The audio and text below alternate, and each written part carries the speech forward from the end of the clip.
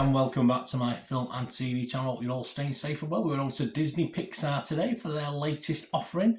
This is subtitled Forces of Nature. We're going to have a look at something called Elemental in most countries and Forces of Nature elsewhere. So please join me. We'll have a quick look at what other people are thinking, and yeah, I'll add my little two pennyworth as well for what they're worth. But yes, just trying to give an overall view of feelings about this latest Disney Pixar. Please, if you're new to the channel, push that subscribe button, push the bell notifications. It's great to have you on board. Everything film and TV, reviews like this, information blogs, lots of stuff. If you can push that little like button, guys, that little thumbs up. I'm trying to get up to 10 likes, which is proving difficult sometimes. I get between 6 and 8, but please just push that now and join me for the next 7 or 8 minutes as we have a look at Elemental. Yes, a PG rating, 109 minutes, a little bit long again for me, which is one of my bugbears with most films, not just Disney Pixar. It's of course a computer animated romantic comedy drama. I didn't laugh too much at this. I didn't probably smile that much, to be honest with you. Produced by Walt Disney and Pixar Animation Studios. Directed by Peter Sohn. We had the voices of Leah Lewis, Mamadou Alfie, Ronnie Del Carmen, Sheila Omni, Wendy McClendon-Covey, and Kathleen O'Hara. Yes, a lot of unusual names for me there. I'm not too familiar with them. And it's set in a world inhabited by anthropomorphic elements of nature. Story follows fire element Ember Lumen, played by Louis or voiced by Lewis, and water element Wade Ripple, voiced by Ate, who meet and fall in love. Fire and water in love? Yeah, possible. After Wade is summoned by a plumbing accident at a convenience store owned by Ember's father. Well, he's not really summoned, he's sort of sucked in. Bernie's played by Del Carmen, Ember's father. This was released in the US and worldwide on or around June the 16th, 2023. I'm recording this on Tuesday the 27th of June, 2023. So all comments and scores are as at that date. Rotten Tomatoes, it's well liked. The critics like it. 76% positivity. See, that's 197 critics. Gets an average rating of 6.5 out of 10.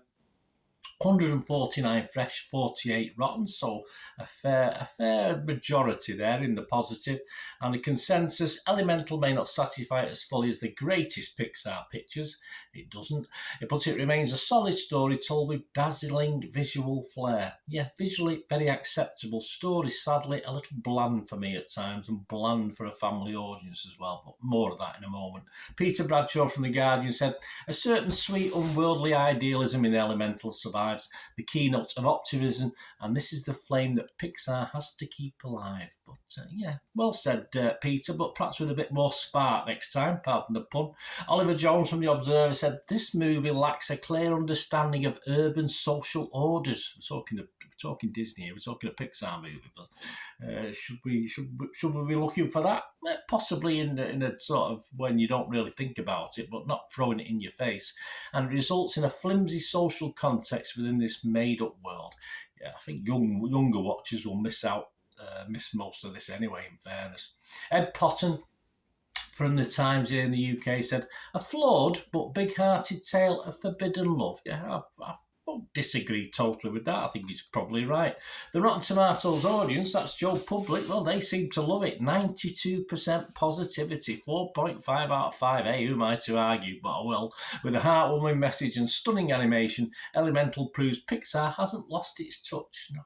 I see the message, but it's a bit bland getting there. It's lost its touch of storytelling for this one for me. Internet Movie Database, the other Joe Public, again, very healthy, 11,000 scores and reviews, 7.1 out of 10. Metacritic, the other critic site we look at, 58 out of 100. So they sort of bucked the trend a little bit. That's based on 41 critics. 21 were positive, but 19 were mixed and just one negative. And it scored anywhere between 38 out of 100 and 90 out of 100.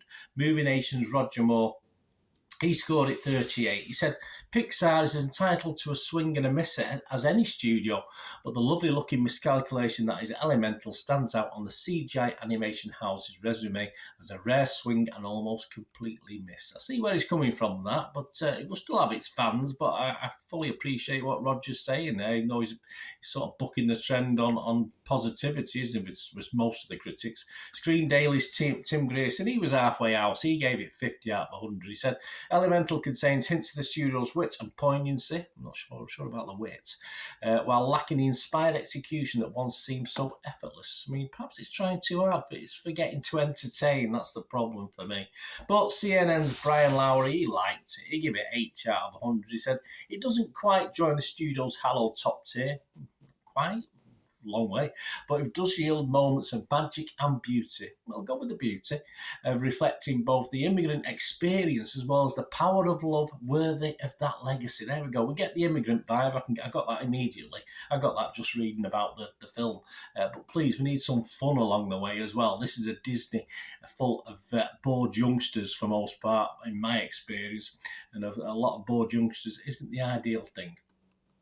So users, the users didn't like it. 3.8 out of 10. I don't know how many there are though, but there's over 50.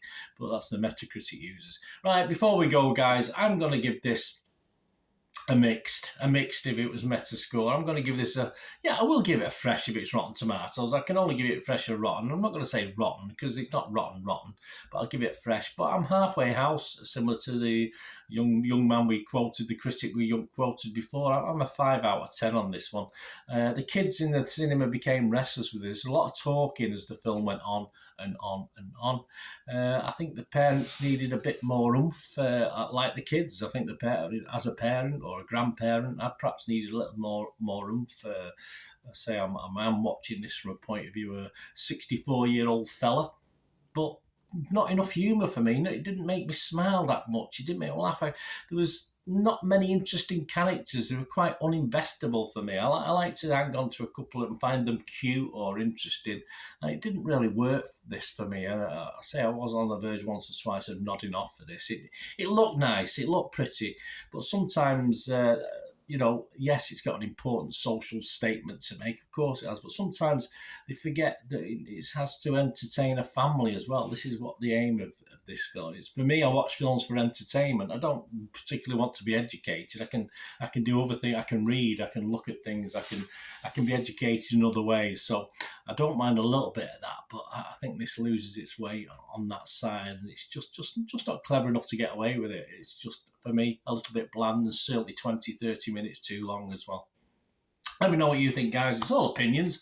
It wouldn't be, it'd be a crappy world if we all had the same opinion, wasn't it? So if you liked it, let me know. That's fair enough. It just wasn't my cup of tea. And as I said, I can only go on my sitting and watching it. And say a lot of kids were getting a little bit loud as the film progressed because they were getting a little bit bored with it all, which is unfortunate. Anyway, let me know what you think, guys. Great to hear from you. Until we meet again. Well, that's one thing, don't I? Please stay safe, everyone. Bye for now.